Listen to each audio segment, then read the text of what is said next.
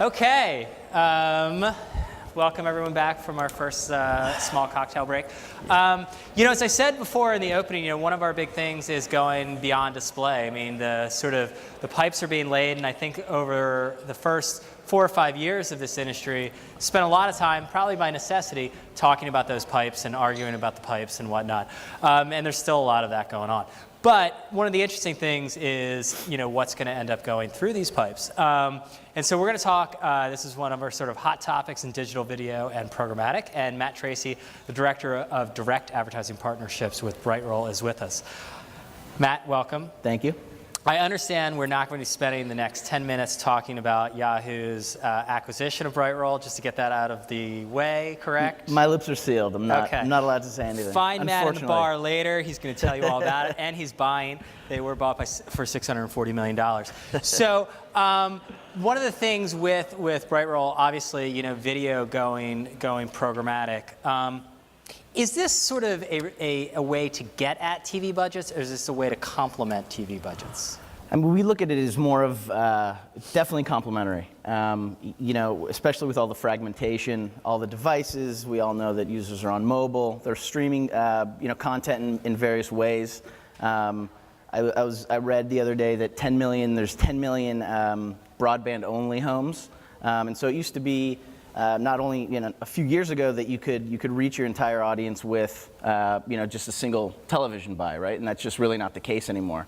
So to reach your target audience, you have to go outside TV, and we think with mobile and desktop and OTT and IPTV, there's tons of opportunities to reach additional users. Yeah. So that's sort of the potential. Like, how much of it is the reality?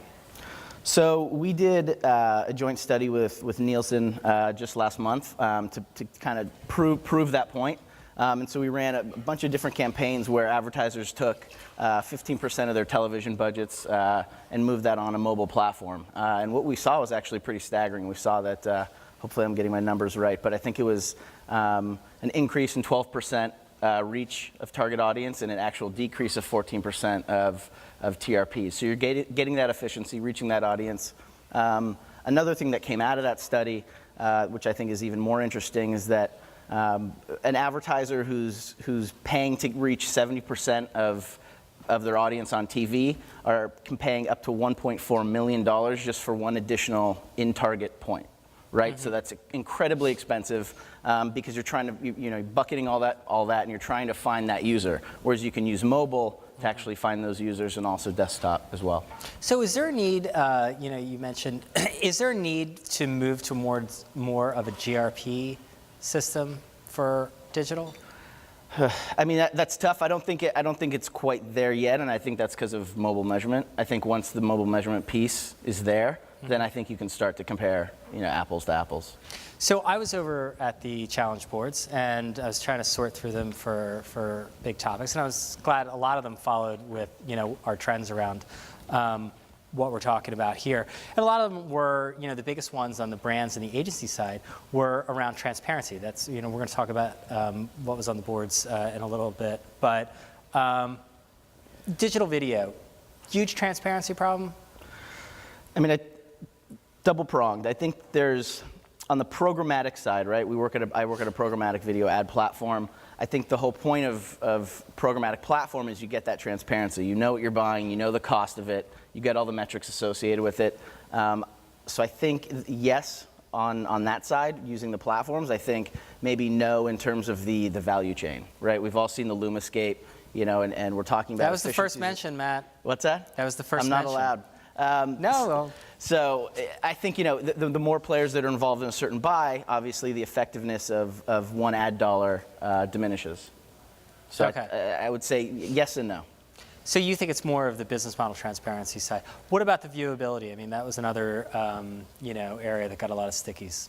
Yeah, viewability, I mean, I think that our stance at BrightRoll has always been you shouldn't be the player and the ref, and we, we're integrated with Moat, who's a third-party, independent, accredited viewability vendor. I think third-party accredited viewability vendors is the key. Now, whether the metrics that have been set as a viewability standard are rigorous enough, I think that's going to be an ongoing debate. Mm-hmm.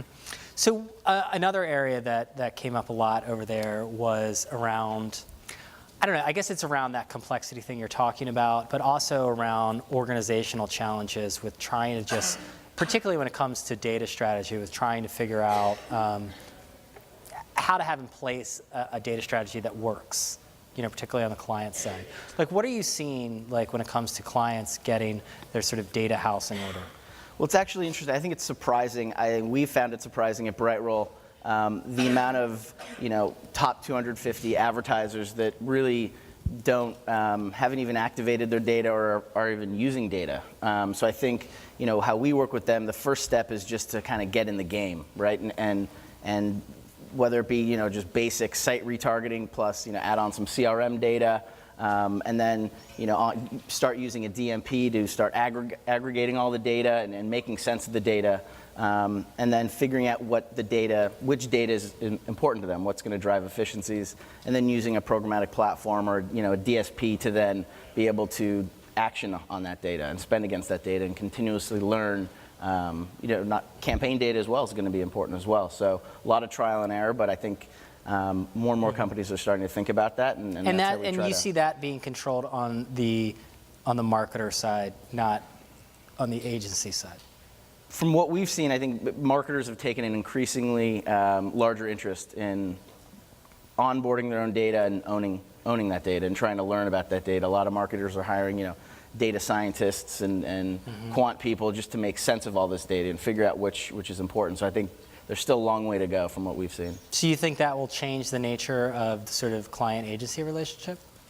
I don't necessarily think it'll change the relationship. I think that marketers are going to want to own more of that first-party data, right? And so I don't like at BrightRoll, we don't, we're agnostic. So whether a brand wants to, buy direct or the agency through the agency trading desk, or an ad network, that's fine with us. But I think that what's growing fastest? What's that? What's growing fastest? At BrightRoll, we have a large marketplace business, a third-party business. Our DSPs buy through BrightRoll via RTB and using our programmatic video buying console. That's actually been the fastest growing part of our business. But we've just seen a large increase in marketers wanting to, I wouldn't say, bring things in-house, but just understand programmatic and then understand the value proposition, how they can use it, whether it be through their agency or trading desk or direct. So we hear about this trend of clients bringing programmatic in-house. Is that a real thing, or is that just the outliers, the exceptions to the rule? I definitely think there's definitely larger interest, but I think there are some outliers. I think a lot of it's going to be the hybrid model, right? Where we've seen brands being just more interested to know what's really going on, to learn about programmatic. First, they need to learn about it, and then work with whether agency or do it in-house. I think that depends on how the company's structured. But I think there'll be more and more. I don't think it'll grow as fast as all the hype is telling us. Cool. I want to open up to questions. I have one. So what, you talked a lot about, I'm curious, how are your agency relationships, do you think, going to change now that you are working with a big publisher, or soon to be, that being Yahoo? That I can't. John, you stepped into that. I can't talk about that. Maybe if I had some wine or something. I figured I would at least try. John, that's for the bar later. Right, I'm sorry. It can't hurt. Yeah, that's good. This one over here. I have another Yahoo question. Non-Yahoo question. So you'd mentioned before that you're working with a third-party company like a Moat for viewability. Has BrightRoll ever looked into doing guaranteed buys based on viewable impressions? Some agency, I would say more comes from the agency, do want to transact on that, cost per viewable impression. So it's something we see and something we can offer and optimize towards. Okay. Any others? Okay, cool. Matt, thank you very much. Appreciate it.